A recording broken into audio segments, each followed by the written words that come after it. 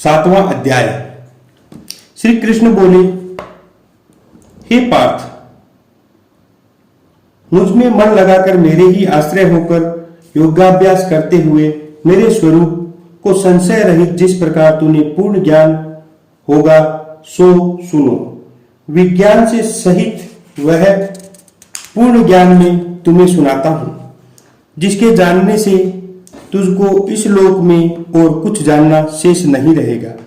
सहस्त्रों मनुष्यों में कोई एक सिद्धि प्राप्ति के लिए यत्न करता है, और उन यत्न करने वाले सिद्धों में से भी कोई ही मुझे ठीक से जान पाता है। पृथ्वी, जल, अग्नि, वायु, आकाश, मन, बुद्धि और अहंकार, ये 8 प्रकार की मेरी प्रकृति माया है। इस प्रकृति को अपरा, अचेतन अर्थात जड़ कहते हैं।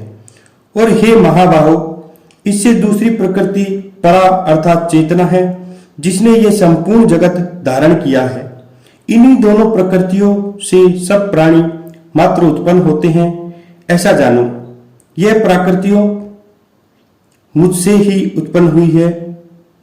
इस प्रकार जगत की उत्पत्ति और प्रलय का कारण मैं ही हूं।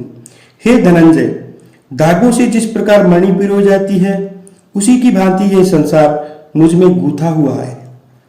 मुझसे परे और कुछ भी नहीं है।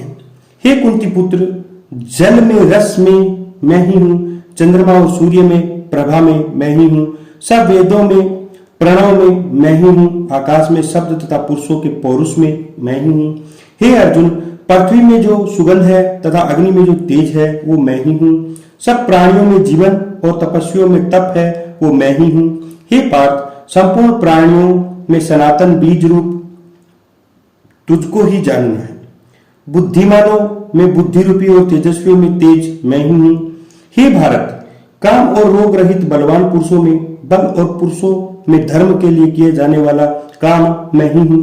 जितने सात्विक, राजस, तामस पदार्थ है सब मुझ में ही उत्पन्न हुए हैं, परंतु उनमें मैं नहीं रहता।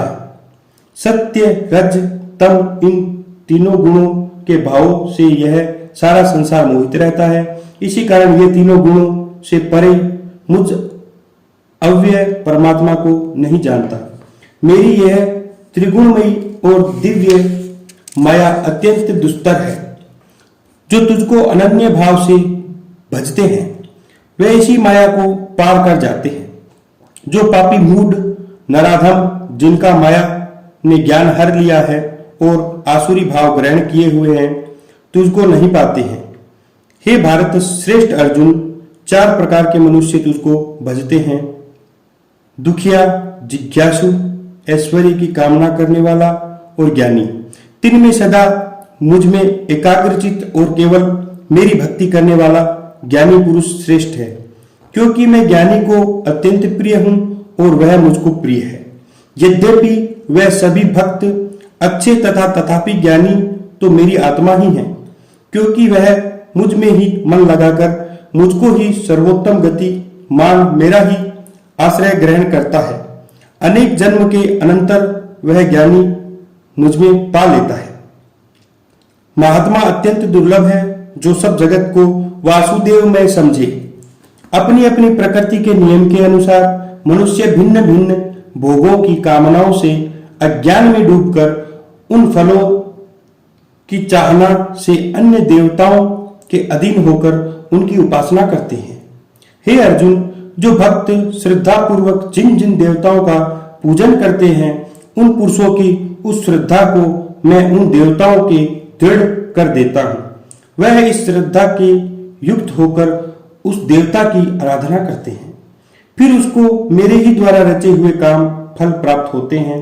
परंतु उन अल्प बुद्धि वालों का वह फल नाशवान है, क्योंकि देवताओं की आराधना करने वाले देवताओं को मिलते हैं और मुझे भजने वाले भक्तजन मुझ में मिल जाते हैं। मेरे अव्यय, अविनाशी, अत्युत्तम स्वरूप को न जानकर मंद बुद्धि लोग मुझ अव्यतम को व्यक्त देहधारी मानते हैं। मैं योगमाया से आच्छादित होने के कारण सबको नहीं दिखता हूं। मैं उसी से मूढ़ लोग अनादि तथा अविनाशी तुझको नहीं जानते हैं। हे अर्जुन, मैं भूत, भविष्य और वर्तमान के सब प्राणियों को जानता हूं, पर मुझे कोई नहीं जानता। हे भारत, हे प्रथम, इच्छा और द्वेष से उत्पन्न होने वाले सुख दुख आदि द्वंद्वों से मोह जगत के प्राणी भ्रमर में फंसे जाते हैं। जिन पुण्यात्माओं के पाप नष्ट हो गए वे द्वंद्व के मोह से छूटकर दृढ़ निश्चय करके मेरी भक्ति करते हैं। जो मेरा आश्रय लेकर जन्म मरण के दुख दूर करने के लिए प्रयत्न करते हैं वह पुरुष पार ब्रह्म, आत्मज्ञान और संपूर्ण ज्ञान को जानते हैं। जो अब अधिभूत, अधिदेव और अधियज्ञ इन सब के व्यापक मुझे जान पाते हैं, वे समाधि निष्ठ पुरुष मरण काल में मुझको ही जानते हैं अर्थात प्राप्त होते हैं। बोलिए श्री कृष्णचंद्र भगवान की जय।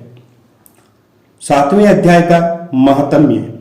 श्री नारायण जी बोले, हे लक्ष्मी, अब 7वें अध्याय का महात्म्य सुनो। एक पाटलिपुत्र नामक नगर था जिसमें शंकुकर्ण नामक वैश्य रहता था। वह व्यापार करने को नगर के बाहर कहीं जा रहा था। रास्ते में शंकुकर्ण को सर्प ने डस लिया और वह मर गया। उसके साथी उसकी दाह क्रिया कर आगे को सिधारे। जब वह लौटकर आए तो उसके पुत्र ने पूछा कि मेरा पिता शंकुकर्ण कहाँ है। उन व्यापारियों ने कहा, तेरे पिता को सर्प ने डस लिया था, वह मर गया है और यह पदार्थ तेरे पिता का है, तू ले। यह कह उसे 1 करोड़ रुपया दिया और उसकी गति करने को कहा, क्योंकि वह अवगति से मरा था। उस बालक ने अपने घर जाकर ब्राह्मणों से पूछा कि सर्पदंश से डसे मरे गति कैसे होती है। पंडितों ने कहा, नारायण बलि करवाओ, उड़द के आटे का पुतला बनाया, चूनिया चढ़ाया। जैसी विधि पंडितों ने कही तैसी करी और बड़ा यज्ञ किया।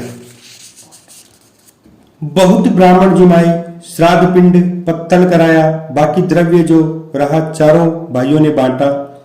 एक पुत्र ने कहा कि जिस सर्प ने मेरे पिता को काटा है मैं उसको मारूंगा। उन व्यापारियों ने पूछा, वह ठो तुझको कहां मिलेगा जहां मेरा पिता शंकुकर्ण मरा है। तब व्यापारियों ने उसे वहां ले जाए खड़ा किया।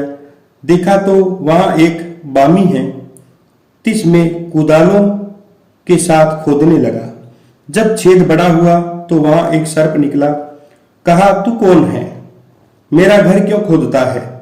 उस बालक ने सर्प से कहा, मैं शंकुकर्ण का पुत्र हूं, जिस सर्प ने मेरे पिता को मारा है मैं उसको मारूंगा। तब सर्प ने कहा, हे पुत्र, मैं तेरा पिता हूं, तू मुझे इस अधम देह से छुड़ा और मुझे मत मार। यह मेरा पूर्व का कर्म था, सो मैंने भोग लिया है। तब पुत्र ने कहा, हे पिता, कोई यत्न बताओ जिससे तुम्हारा उद्धार हो। तब सर्प ने कहा, हे पुत्र, किसी गीता पाठी ब्राह्मण को घर में भोजन करवाओ, उसकी सेवा करो, उसके आशीर्वाद से ही मेरा कल्याण होगा। तब उस बालक ने अपने घर और नगर में जितने भी गीता पाठ करने वाले थे तीन सबको बुलाकर श्री गीता जी के 7वें अध्याय का पाठ कराया और उन्हें भोजन करवाया। तब उन साधुओं ने ब्राह्मण को आशीर्वाद दिया और तत्काल उसका पिता अधम देह से छूटकर देवदेही पाए विमान में चढ़कर आकाश मार्ग को जाता हुआ अपने पुत्र को धन्य धन्य कहता वैकुंठ धाम को प्राप्त हुआ। बोलिए श्री कृष्णचंद्र भगवान की जय।